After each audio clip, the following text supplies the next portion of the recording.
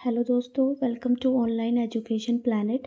जैसा कि आप सबको पता है कि मैंने एचटेट के लिए सीडीपी की सीरीज़ स्टार्ट कर रखी है, जिसके अंदर हम डेली के 30 क्वेश्चन करते हैं, यानी कि एक पेपर सॉल्व करते हैं। मैंने टीजीटी 2019 से लेकर 2023 तक कंप्लीट सीडीपी करा दिया, जिसका लिंक आपको डिस्क्रिप्शन बॉक्स में मिल जाएगा, आप वहां से देख सकते हो। अब मैंने पीजीटी की सीडीपी स्टार्ट कर रखी है। मैंने पीजीटी 2020 भी करा दिया है। आज हमारा जो पेपर है वो पीजीटी 2021 का पेपर है। तो आइए स्टार्ट करते हैं। अगर आप प्रीवियस ईयर क्वेश्चन अच्छे से कर लोगे तो आपके 28-29 मार्क्स आराम से आ जाएंगे, क्योंकि जो बच्चे स्टार्टिंग से मेरे साथ जुड़े हैं टीजीटी से, उन्हें पता है कि जब हम पीजीटी का पेपर कर रहे हैं मतलब 50 से 60% रिपीट हो रहा है। तो आप देख सकते हो, अगर आप पीजीटी, टीजीटी, पीआरटी तीनों के 2019 से 2023 तक सारे पेपर कंप्लीट कर लोगे। सिर्फ मैं 30 से 35 मिनट की क्लास लेती हूँ, उसमें कंप्लीट करा देती हूँ। तो ये ज़्यादा भी नहीं है टाइम, आप कम टाइम में अच्छी तैयारी कर सकते हो। तो आइए स्टार्ट करते हैं। हमारा फर्स्ट क्वेश्चन है, पहला बुद्धि परीक्षण किसने बनाया? Who developed the first intelligence test? तो जो फर्स्ट इंटेलिजेंस टेस्ट था वो किसने बनाया था? एल्फ्रेड बीने ने बनाया था। किसने बनाया था? एल्फ्रेड बीने ने, यानी ऑप्शन नंबर 4। और कौन से ईयर में बनाया था? 1905 के अंतर्गत। तो एल्फ्रेड बीने ने हमारा फर्स्ट इंटेलिजेंस बनाया था। ये जो था फ्रांसिस गैल्टन था, इसके द्वारा क्या था? बुद्धि शब्द का सर्वप्रथम प्रयोग किया गया था। जो हमारा बुद्धि, अगर क्वेश्चन में पूछे कि बुद्धि शब्द का सर्वप्रथम किसने प्रयोग किया था, तो वो आ जाएगा हमारा गैल्टन। ठीक है, मैं आपको इसके साथ साथ थोड़ी सी और इन्फॉर्मेशन बता देती हूँ। जो हमारा सूत्र होता है आईक्यू का, इंटेलिजेंस टेस्ट का सूत्र होता है, वो क्या होता है? MA/CA इंटू में 100। ठीक है, अब ये जो हमारा फॉर्मूला होता है ये भी किसी के द्वारा दिया गया था। तो ये जो हमारा जो फॉर्मूला दिया था IQ = में MA/CA, ये किसके द्वारा दिया गया था? स्टर्न के द्वारा दिया गया था। और जो ये मल्टीप्लाई 100 है, ये इसमें रिवाइज यानी संशोधन किया था। उस जो 100 था वो किसने लगाया था? टर्मन द्वारा यूज़ किया गया था। तो मैं आपको दोबारा अच्छे से डिटेल में बता देती हूँ, आपको कंफ्यूज नहीं होना है। जो फर्स्ट इंटेलिजेंस टेस्ट था वो एल्फ्रेड बीने द्वारा 1905 में बनाया गया था। तो जो हमारा इंटेलिजेंस IQ का फॉर्मूला होता है वो होता है MA/CA इंटू में 100। MA का मतलब होता है मेंटल एज यानी कि मानसिक आयु। CA होता है हमारा वास्तविक आयु यानी क्रोनोलॉजिकल एज। तो ये जो फॉर्मूला है MA/CA, ये किसने दिया था? स्टर्न के द्वारा दिया गया था। और जब इसमें मल्टीप्लाई जो 100 किया था, ये संशोधन हुआ था, वो टर्मन द्वारा किया गया था। तो मैं उम्मीद करती हूँ कि आपको फर्स्ट क्वेश्चन के जितने भी PYQ आते हैं वो आपको समझ आ गए होंगे। नेक्स्ट है, इसका हम टिक कर देते हैं, हमारा ऑप्शन नंबर 4 जो बिल्कुल करेक्ट हो जाए।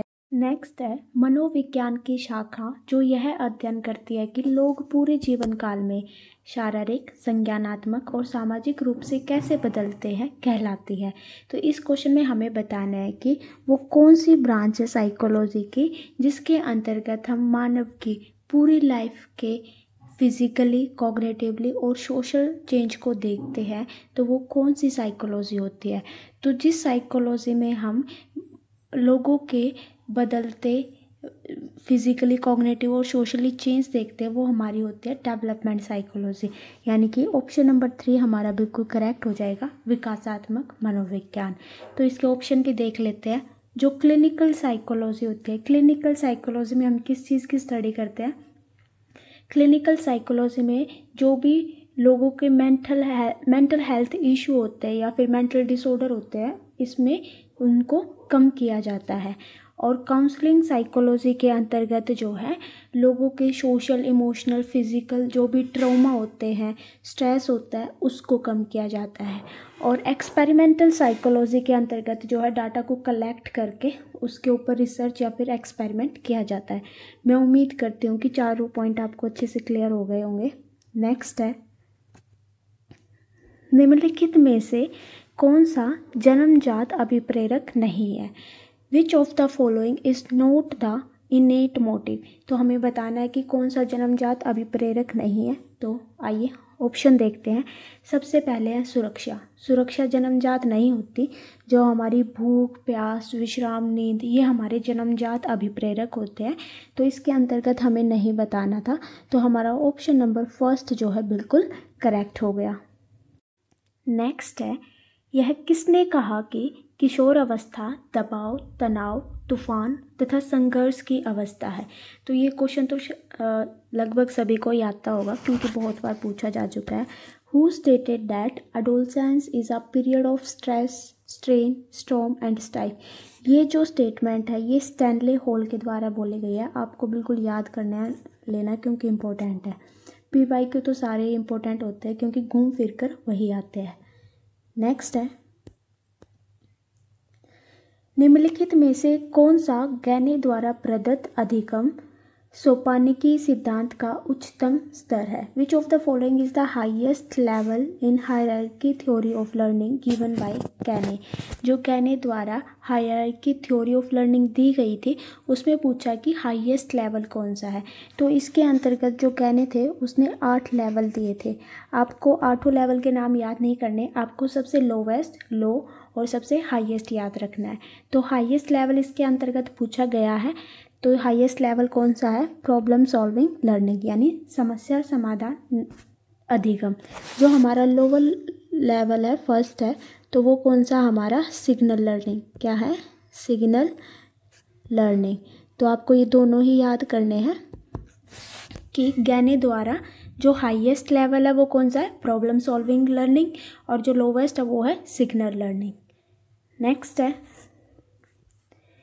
निम्नलिखित में से कौन सी व्यक्तित्व मापन की अप्रक्षेपी तकनीक है? Which of the following is the non projective technique of personality measurement. इस क्वेश्चन में हमें बताना है कि पर्सनैलिटी मेजरमेंट का कौन सी प्रोजेक्टिव टेक्निक नहीं है। सबसे पहले हम जानेंगे कि प्रोजेक्टिव टेक्निक क्या होती है। आपने देखा होगा ये क्वेश्चन इतने रिपीट होते हैं बहुत ज़्यादा, तो इसका मैं एक अलग से आपको टॉपिक ही करा दूंगी कि कौन से प्रोजेक्टिव टेक्निक्स होते हैं और कौन से नहीं होते हैं। तो इसमें हमें बताना है कि कौन सा नहीं है। तो प्रोजेक्टिव टेक्निक टेस्ट वो होते हैं जिसके अंतर्गत कुछ भी दिखाकर पूछा जाता है। ये हमारे इनडायरेक्ट टेस्ट होते हैं। ठीक है, तो इसमें कौन सा नहीं है हमें वो बताना है। तो जो हमारा ऑप्शन नंबर सेकंड है, सोशियोमेट्रिक टेक्निक्स, ये हमारा प्रोजेक्टिव टेक्निक नहीं है। तो हमारा ऑप्शन नंबर सेकंड जो है बिल्कुल ठीक हो जाएगा। जो हमारा एसोसिएशन है, कंस्ट्रक्शन है और कॉम्प्लीशन है, ये हमारे प्रोजेक्टिव टेक्निक है पर्सनैलिटी मेजरमेंट के। नेक्स्ट है, निम्नलिखित में से कौन सा अच्छे मानसिक स्वास्थ्य का लक्षण नहीं है? Which of the following is not the characteristic of good mental health. जो हमारी गुड मेंटल हेल्थ है उसकी कौन सी विशेषता नहीं है, हमें ये बताना है। सबसे पहले है इमोशनल मैच्योरिटी। बिल्कुल ठीक है भाई, मैच्योरिटी तो होनी ही चाहिए। सेल्फ कॉन्फिडेंस, आत्मविश्वास भी बिल्कुल होना चाहिए, ये भी एक क्वालिटी होती है। इनटॉलरेंस, असहनीयता, तो हमें नहीं बताना था। तो जो बंदे में अगर सहन शक्ति ही नहीं होगी, सहने की शक्ति नहीं होगी, तो वो हमारी गुड मेंटल हेल्थ की विशेषता नहीं होगी। तो हमारा जो ऑप्शन हो जाएगा ऑप्शन नंबर 3 जो है बिल्कुल ठीक हो जाएगा। नेक्स्ट है, निम्नलिखित में से कौन सा संप्रत्यय जीन पियाजे ने अपने संज्ञानात्मक विकास सिद्धांत में नहीं दिया है? Which of the following concept is not introduced by the Jean पियाजे in his cognitive development theory. तो इस क्वेश्चन में हमें पूछा है जो जीन पियाजे की थ्योरी थी, क्या नाम था? Cognitive development theory. हिंदी में क्या बोलते हैं? संज्ञानात्मक विकास सिद्धांत। तो इसमें हमें बताना है कि कौन सा कंसेप्ट उसके अंतर्गत नहीं था। तो कौन सा नहीं था? असिमिलेशन भी था, एकोमोडेशन भी था, सिंबॉलिक नहीं था। तो हमारा सांकेतिक जो है थर्ड ऑप्शन ठीक हो जाएगा। तो और ऑप्शन जान लेते हैं। असिमिलेशन क्या होता है? बार बार पूछा जाता है। असिमिलेशन क्या होता है? न्यू इन्फॉर्मेशन को ऐड करना, यानी कि जो हमारी प्रीवियस नॉलेज है उससे कनेक्ट करना। और अकोमोडेशन क्या होता है? जब हम पुराने ज्ञान को चेंज कर देते हैं यानी मॉडिफाई कर लेते हैं। जो हमारा स्कीमा होता है, स्कीमा होता है उसके अंतर्गत हम न्यू इन्फॉर्मेशन को ऐड कर देते हैं, यानी कि मॉडिफाई वर्ड आपको याद रखना है। जब भी हम मॉडिफाई वर्ड का यूज़ करते हैं तो वो हमारा क्या हो जाता है, एकोमोडेशन। तो नेक्स्ट क्वेश्चन पे चलते हैं। निम्नलिखित में से कौन सा एक चरण चरित्र के विकास के संदर्भ में जेम्स ट्रेवर द्वारा निर्धारित चरणों में से नहीं है? तो इसके अंतर्गत हमें बताना है कि जो जेम्स ट्रेवर थे उनके जो डेवलपमेंट ऑफ कैरेक्टर था उनमें से कौन सी एक स्टेज नहीं है। तो ये जो जेम्स ट्रेवर थे तो इन्होंने बताया था कि इमोशन में इंसान अपने आप को कैसे रेगुलेट करता है, जो उसके सेंटिमेंट होते हैं उसको कैसे मैनेज करता है। तो ये जेम्स ट्रेवर ने बताया था। इसके अंतर्गत उसने 3 स्टेजेस बताई थी। पहले थी क्रूड इमोशन यानी अपरिष्कृत संवेग, दूसरी थी स्टेज ऑफ सेंटिमेंट मनोभाव का चरण, और तीसरी थी सेल्फ रिगार्ड स्टेज यानी कि आत्मसम्मान चरण। ये 3 जो है जेम्स ट्रेवर के द्वारा बताया गया था। तो इस स्टेज के बारे में थोड़ा सा जान लेते हैं। जो हमारी स्टेज ऑफ क्रूड इमोशन होती है, आप सबको पता होगा क्रूड का मतलब क्या होता है, कच्चा। इसके अंतर्गत जो व्यक्ति होता है वो अपनी भावनाओं को व्यक्त करना सीखता है, लेकिन उसको मतलब व्यक्त करने की सीखता अभी स्टार्टिंग है उसकी, ठीक है। और जो होता है स्टेज ऑफ सेंटिमेंट्स, इसमें व्यक्ति जो है इमोशन का उपयोग करके अपने भावना विचार प्रस्तुत करता है। और जो सेल्फ रिगार्ड स्टेज है, इसके अंतर्गत इंसान अपनी भावना या फिर अपनी सेंटिमेंट्स को कब, कहाँ और कैसे रिप्रेजेंट करना है, ये हमारा होता है सेल्फ रिगार्ड स्टेज। तो इसके अंतर्गत हमें नहीं पूछा था, तो हमारा ऑप्शन नंबर 4 जो है बिल्कुल करेक्ट हो जाएगा। कन्फर्मिंग कन्वेंशनल स्टेज, जो ये कन्वेंशनल स्टेज है आपको पता ही होगा किसके सिद्धांत में आते हैं। कोलबर्ग का जो सिद्धांत है मोरल डेवलपमेंट, उसके अंतर्गत हमारी कन्वेंशनल स्टेज की बात की गई है। तो हमारा ऑप्शन नंबर 4 जो है बिल्कुल ठीक हो जाएगा। नेक्स्ट है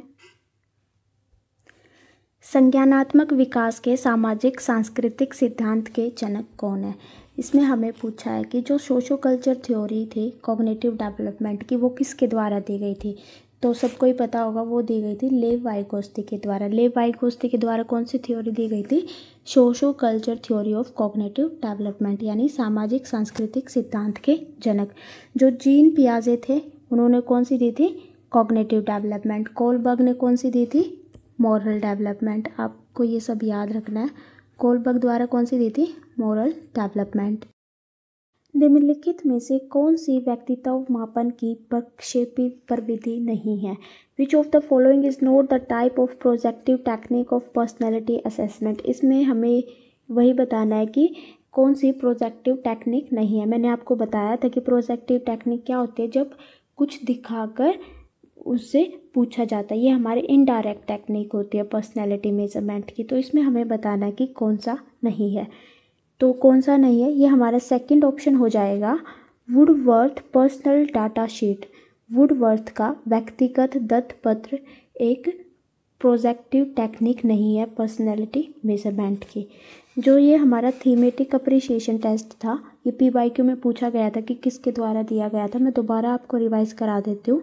ये मूरे और मोर्गन द्वारा दिया गया था। मूरे और मोर्गन द्वारा थीमेटिक अप्रिसिएशन टेस्ट दिया गया था। आपको दोनों पॉइंट ध्यान रखने हैं। नेक्स्ट है निम्नलिखित में से कौन सा कैटल द्वारा प्रतिपादित व्यक्तित्व के गत्यात्मक विशेषक का प्रकार नहीं है?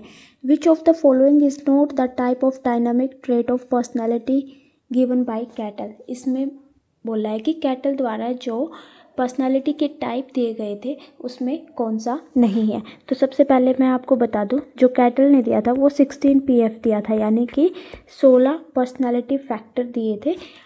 तो उसमें हमें बताना है कि कौन सा नहीं है। तो ये जो तीव्र इच्छा और जो रूढ़िवादी है, ये पर्सनैलिटी के जो कैटल ने दिए थे वे 16 पर्सनैलिटी फैक्टर के अंतर्गत नहीं है। तो जो हमारी आज टेट की थी उसके अनुसार दोनों ही आंसर थे सेकंड एंड फोर्थ। तो हमारे दोनों ऑप्शन ठीक हो जाएंगे, सेकंड एंड फोर्थ। नेक्स्ट है किस आयु वर्ग के लिए बालक प्रसंग बोध परीक्षण CAT लागू हो सकता है?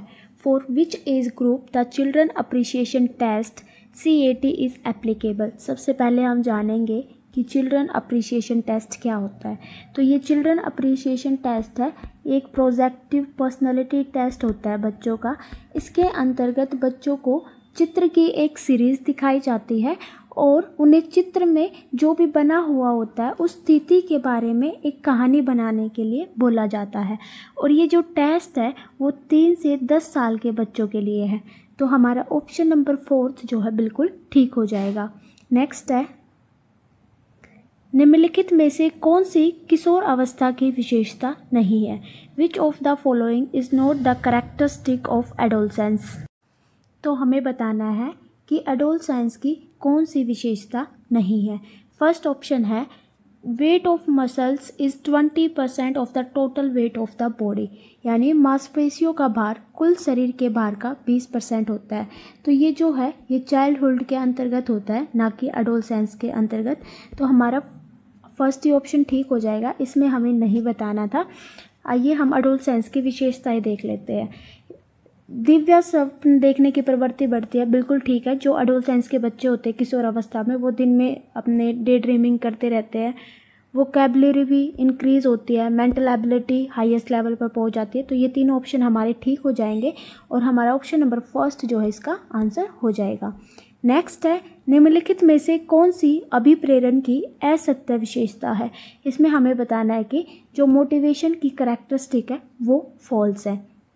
तो आइए, फर्स्ट है हमारा, in motivation behaviour of person is goal oriented. Motivation के अंतर्गत जो पर्सन का बिहेवियर होता है वो गोल ओरिएंटेड होता है, बिल्कुल ठीक है। आप अपना खुद का एग्जांपल देख सकते हो। अभी जैसे HTET आने वाला है, तो अगर आप मोटिवेट रहोगे तो अपने गोल ओरिएंटेड बिहेवियर ही करोगे, जैसे HTET की तैयारी में आप लगे रहोगे। सेकेंड है, मोटिवेट बिहेवियर डज कंटिन्यूटी, बिल्कुल।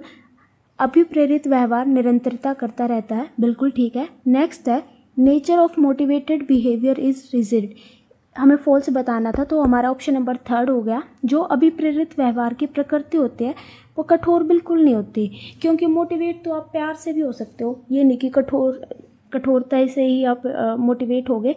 तो ये जो इसका बिहेवियर होता है वो फ्लेक्सिबिलिटी होती है उसके अंतर्गत, तो रिजिड नहीं होता है। इसलिए हमारा ऑप्शन नंबर थर्ड जो है इसका आंसर हो जाएगा। नेक्स्ट है,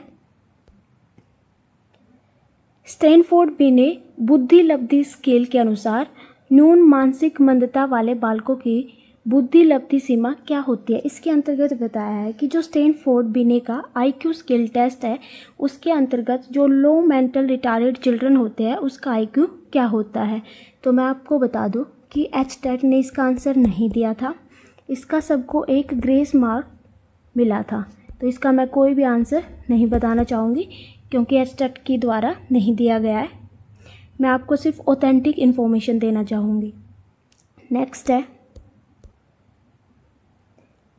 who was the pro founder of anticipatory theory of play, खेल का प्रत्याशित सिद्धांत के प्रतिपादक कौन है? तो ये एक फैक्चुअल क्वेश्चन है।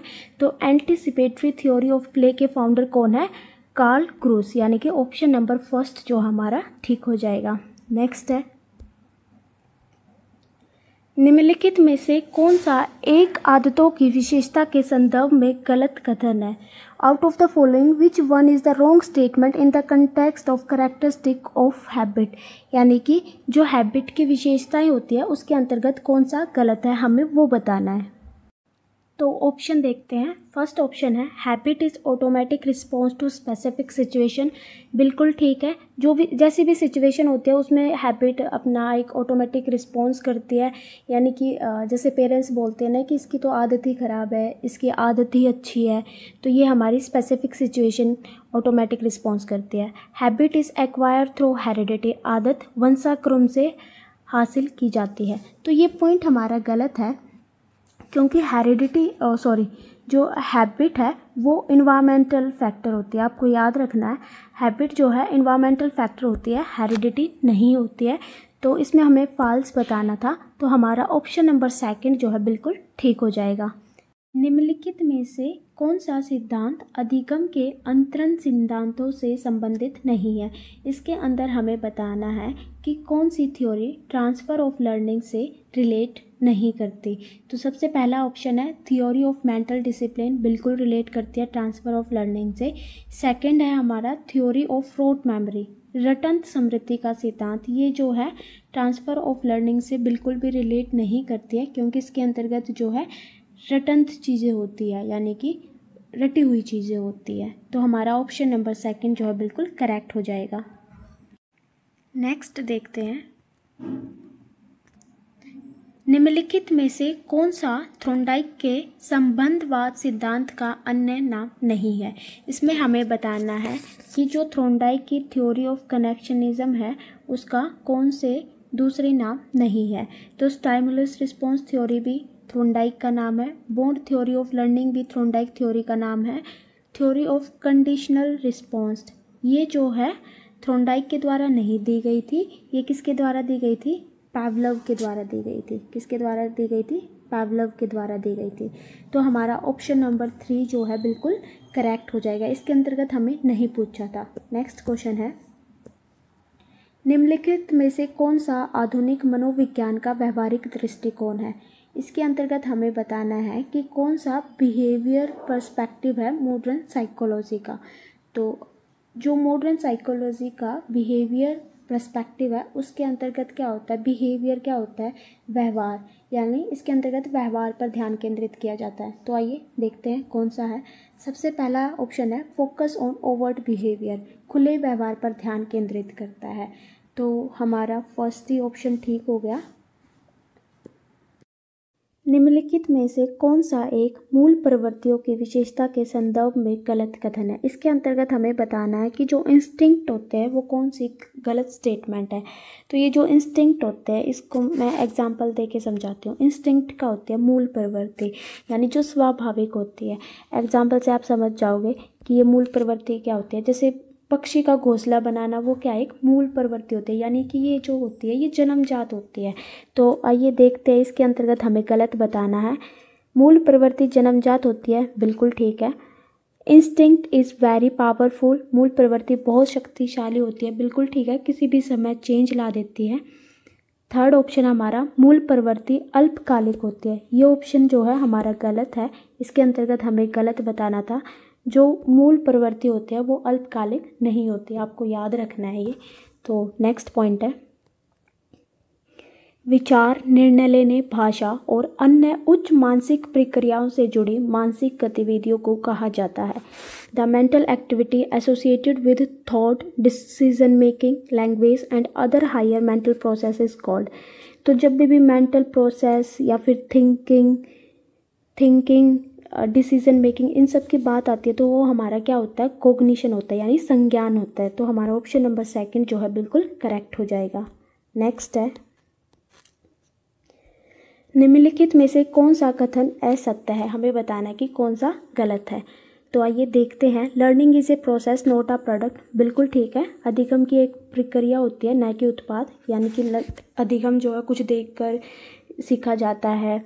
तो जो फर्स्ट ऑप्शन है हमारा बिल्कुल ठीक है, इसके अंतर्गत हमें असत्य बताना है। नेक्स्ट है, learning process is always purposeful, ये बिल्कुल उद्देश्यपूर्ण होती है।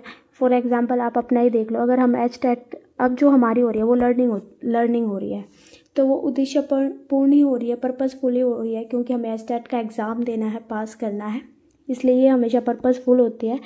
Area of learning is broader, अधिगम का क्षेत्र व्यापक होता है, बिल्कुल ठीक है। तो हमारा ऑप्शन नंबर 4 जो है इसका आंसर हो जाएगा, behaviour change through instinct and the reflex action are also considered as learning. तो इस ऑप्शन में बताया गया कि देखो, जैसे बिहेवियर में चेंज आना होता है, मान लो अगर आपको गुस्सा आ गया तो वो कुछ समय के लिए आता है, वो हमारी लर्निंग नहीं होती। वो बिहेवियर में मान लो अगर कुछ समय के लिए चेंज आता है, वो हमारी लर्निंग नहीं होती है। लर्निंग जो है स्थायी होती है, यानी परमानेंट होती है। तो इसके अंतर्गत हमें फॉल्स स्टेटमेंट पूछी थी, तो हमारा ऑप्शन नंबर 4 जो है बिल्कुल ठीक हो जाए। निम्नलिखित में से कौन सा जेपी गिलफर्ड द्वारा प्रदत्त बुद्धि के त्रिविमीय प्रारूप के एक घटक विषय वस्तु का प्रकार नहीं है। तो इस क्वेश्चन में हमें बताना था कि जो JP गिलफर्ड है उनका जो 3 डायमेंशनल मॉडल ऑफ इंटेलेक्ट है उसके अंतर्गत जो कंटेंट कंपोनेंट है, उसके 3 कंपोनेंट थे, जो कंटेंट कंपोनेंट है उसका टाइप नहीं है। तो सबसे पहले मैं आपको समझा देती हूँ, फिर आपको समझ आएगा। जो JP गिलफर्ड थे उन्होंने 3 कंपोनेंट दिए थे। कौन कौन से थे? सबसे पहला था ऑपरेशन। क्या था? ऑपरेशन। दूसरा था प्रोडक्ट, ऑपरेशन, प्रोडक्ट। और तीसरा था कंटेंट। क्या था? कंटेंट। ऑपरेशन के अंतर्गत 6 प्रकार थे, प्रोडक्ट के भी 6 प्रकार थे, लेकिन कंटेंट के अंदर 5 प्रकार थे। तो इस क्वेश्चन में पूछा जो कंटेंट के प्रकार थे उनमें से कौन सा टाइप नहीं था। तो आइए देखते हैं। फिगरल भी था, सिंबॉलिक भी था और बिहेवियर था। जो सिस्टम था वो कंटेंट के अंतर्गत नहीं था, यानी कि जो प्रणाली हमारा ऑप्शन है वो कंटेंट के अंतर्गत नहीं था, इसमें हमें नहीं बताना था। तो हमारा ऑप्शन नंबर 2 जो है बिल्कुल करेक्ट हो जाएगा। नेक्स्ट है, निम्नलिखित में से कौन सा स्मृति के तत्वों का सही तार्किक क्रम है। इसके अंतर्गत हमें मेमोरी का लॉजिकल ऑर्डर बताना है। तो आइए, तो मेमोरी का लॉजिकल ऑर्डर क्या होता है? सबसे पहले तो अधिगम होगा, हमारी लर्निंग ही होगी। तो जो ऑप्शन नंबर 2 है वो कट हो गया। पहले लर्निंग होगी, लर्निंग के बाद क्या होता है? पुनः स्मरण तो हम नहीं करेंगे, रिकॉल तो नहीं करेंगे। लर्निंग के बाद हम क्या करते हैं? उसको धारण करते हैं। तो हमारा ऑप्शन नंबर जो है 2 और 3 भी कट हो गया, 1 भी कट हो गया। तो हमारा ऑप्शन नंबर 4 जो है बिल्कुल ठीक हो गया। पहले लर्निंग होगी, जो भी देखा है उसे हम सीखते हैं, लर्निंग की उससे, फिर रिटेंशन किया उसको हमने धारण किया, फिर रिकॉल किया और फिर उसे रिकॉग्नाइज किया, यानी कि ऑप्शन नंबर 4 जो है हमारा लॉजिकल ऑर्डर हो गया मेमोरी का। नेक्स्ट है, सृजनशीलता के पोषण एवं संवर्धन के लिए मस्तिष्क उद्वेलन विधि का प्रतिपादन किसने किया था? Who propounded the brainstorming method of fostering and boosting creativity? तो ये किसके द्वारा किया गया था ब्रेनस्टॉर्मिंग मेथड? ये था ओस्टबॉर्न, यानी कि ऑप्शन नंबर 3 जो हमारा बिल्कुल ठीक हो जाएगा। नेक्स्ट है, निम्नलिखित में से कौन सा दबी हुई भावनात्मक ऊर्जा को निकालने का सही तरीका है? तो इसके अंतर्गत बताना है कि जो हमारी इमोशनल एनर्जी है उसको हम कैसे बाहर निकालते हैं, उसका कौन सा तरीका नहीं है। तो सबसे पहले है सब्स्टिट्यूट रिस्पॉन्स, बिल्कुल प्रतिक्रिया रिस्पॉन्स हम देते हैं उस जिससे हमारी इमोशनल एनर्जी बाहर निकलती है। डिस्प्लेसमेंट, बिल्कुल डिस्प्लेसमेंट क्या होता है? एक चीज़ से दूसरी चीज़ पर शिफ्ट हो जाते हैं, बिल्कुल। रिग्रेशन क्या होता है? जब बच्चा जो है पीछे की अवस्था में चला जाता है, यानी कि बच्चों की तरह बिहेव करने लगता है।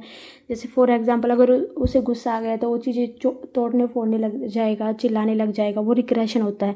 लेकिन आत्म करुणा जो हमारा सेल्फ पिटी है वो ये कोई भी भावना निकालने का कोई भी ऐसा कोई करेक्ट वे नहीं है। तो हमारा जो ऑप्शन नंबर 4 है वो बिल्कुल ठीक हो जाएगा, आत्म करुणा। नेक्स्ट है, निम्नलिखित में से मन का कौन सा स्तर पूर्णतः सुखवादी और सुख प्राप्ति के अनुसिद्धांतों द्वारा निर्देशित होता है? Which of the following structure mind directed according to hedonistic and pleasure principle? इसके अंतर्गत पूछा है कि ऐसा कौन सा तरीका है जो खुद का सुख देखता है, यानी कि बाकी दुनिया तो भाड़ में जाए, सिर्फ अपना देखता है। तो वो कौन सी होती है? वो हमारी ईद होती है। तो हमारा ऑप्शन नंबर 1 जो बिल्कुल करेक्ट हो जाएगा। नेक्स्ट और लास्ट है, who was the profounder of psycho analytical method? तो मनोविश्लेषणात्मक विधि के जनक कौन थे? वो थे सिगमंड फ्रेड। मैं उम्मीद करती हूँ कि आपको मेरी क्लासेस पसंद आ रही है। तो प्लीज़ लाइक शेयर एंड